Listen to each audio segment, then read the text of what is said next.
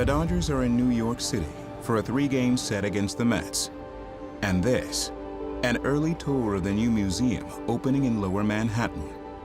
Dedicated to one of the most culturally significant athletes and genuine movers in the American Civil Rights Movement, the Jackie Robinson Museum will open its doors in the 75th anniversary season of the year Robinson broke Major League Baseball's color barrier.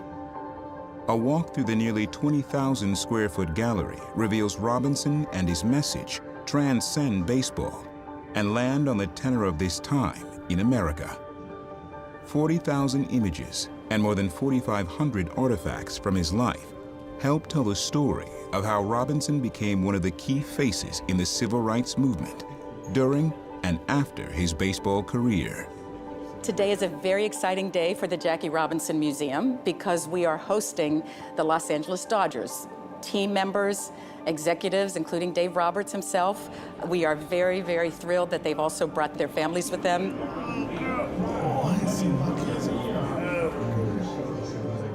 We have to be very careful as a nonprofit organization in the sports world to be neutral about those teams that we support. But we always get special dispensation because our beloved Dodgers, while they're in Los Angeles now, are still very much part of the Jackie Robinson family. So hosting them here today is particularly special for us as they've been partners of ours for decades. Being the first team to tour that Jackie Robinson Museum was pretty emotional. It's just amazing kind of looking at Jackie's life up against the timeline of our country.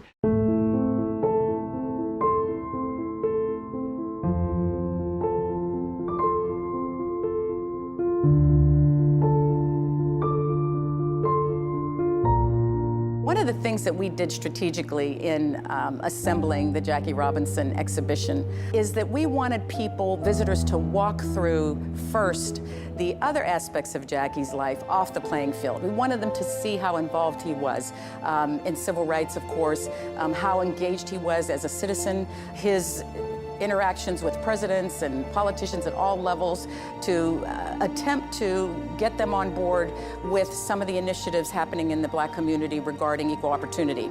Then you will make your way ultimately to the sports forum, or sports gallery as we call it, and you will get to see just what an incredible athlete he was. Not just as a baseball player, of course, but all-round athlete. So this is the timeline of his life in this gallery. The next gallery is a timeline of his athletic career, everything from Pasadena to UCLA through to the major leagues. But this is the story of his life, essentially. That's his brother's medal from the 1936 Olympics. Matt Robinson, who came in second after Jesse Owens. Great athletic family. I actually learned Jackie had signed a two-game contract to play football. Just all the civil rights things that were going on. One thing I did learn also was my dad was right. My dad lived through all this, and he hit it all on the head, man. And just to actually see the fact checks was really cool. And we hope people walk away not just knowing about his incredible athletic prowess, but that they know how prolific he was off the field, how involved he was in the community, how much social change he brought about. And he did that until he died in 1972. Jackie Robinson died too young at 53, with his civil rights work unfinished and thus unfulfilled. Despite breaking the color barrier 25 years before his death, Robinson never saw a Black manager in the majors, a reflection of the state of the nation, he believed. To honor his efforts to advance African-American leadership in this country, Robinson's wife Rachel started the Jackie Robinson Foundation in 1973. It supports talented college students with leadership training, intern placement, and professional mentoring, an extension of what Robinson began 75 years ago. I want to also feel, as Jack did, and as Jack demonstrated, that an individual can make a difference. So it does make a difference how I behave and how you behave and how we work together. Robinson's family has been the bridge to the man in the history books, with Rachel leading the way. 1, 2, 3.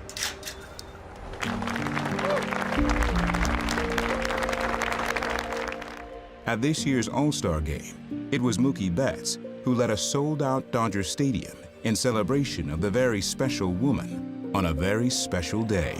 Today is a special day. It's Miss Rachel Robinson's 100th birthday. So on the count of 3, I want everybody here to say happy birthday, Rachel. 1, 2, 3. Happy birthday, Rachel. Thank you, guys. Super cool moment because she has been a rock for Jackie and for everything that's going on now. You know, for her to still be living and doing everything that she's doing, I'm sure it's rough, but you know, she's doing it great. Just to have her, Sharon and David, just to continue to tell Jackie's story and to keep his legacy alive and just continue to educate us all. But certainly having Rachel still be alive and around so Jackie's legacy is living. You know, as we look out 5, 10, 20 years, the more people that hear the story and the impact that he made will continue to have it live forever.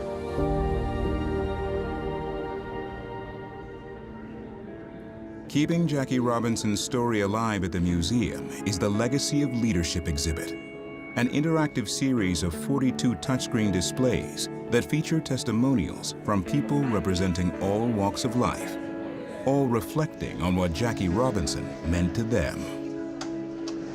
You gotta listen to that one. It talks about him being very political and having different opinions and supporting, you know, people. That one's good. I like that one. For me, when I think of him as an iconic baseball player, not what he did outside the field. And I think that that's what this museum brings to life, is that he's not just a baseball player, that he has done so much for his community. CeCe's someone who I've looked up to since he was a Cleveland Indian.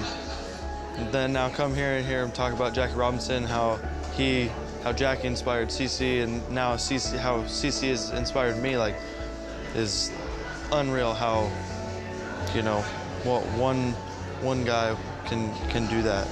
So, yeah, it gives me goosebumps. Just, you know, like, man, there's so much history, right? And I feel like it's, you know, my responsibility to learn this history and then also share it to others, you know, and I'm still learning. I feel when we went to the other museum, I got a very small glimpse of it, and I feel like that's like an interest of mine that's growing.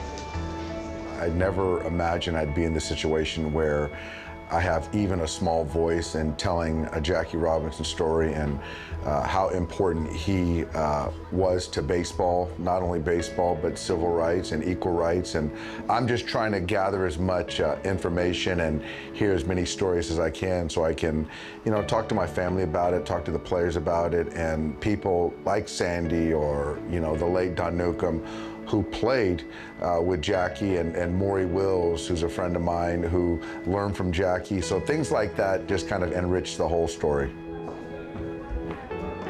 You know, it was great seeing the whole museum and seeing all the history behind it. Just means so much, and you really get to take it all in.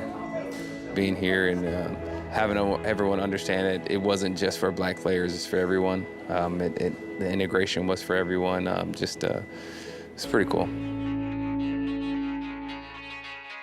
I'm Jesse with the Improbable Podcast. Hit that like button, swing at the subscribe button, and hit a home run on that notification button.